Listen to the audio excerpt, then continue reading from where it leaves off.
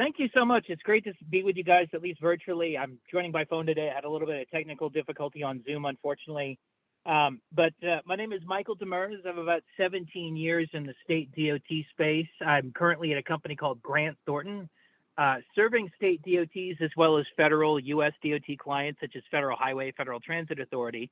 Um, Throughout the last 17 years that I've spent as a consultant and leader in the public sector, I should say a little bit. I was formerly a division director, a member of the executive management team at Missouri DOT, and prior to that, I was working for the planning director at Arizona DOT. So I've had sort of a varied experience on both sides of the table, both as a public sector person and as a consultant serving transportation asset management clients.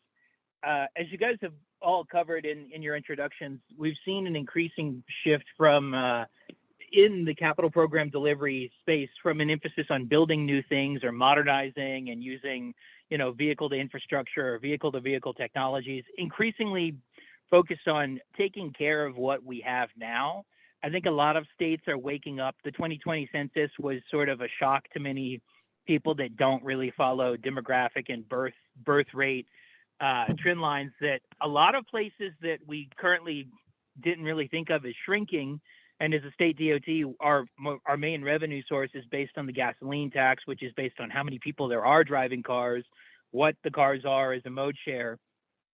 Started to do some pretty decent revenue forecasting based on how many people are around driving now, how many people are going to retire in the next 3 to 4 years. And localities that had prior to the last couple of years really been focused on building new things, they're really starting to wake up and realize, how do we get serious about taking care of what we have? Because we're going into a period where, IIJA notwithstanding, looking at the state level resources that we have, it might be somewhat difficult if we don't start shifting our organizational culture and our focus now.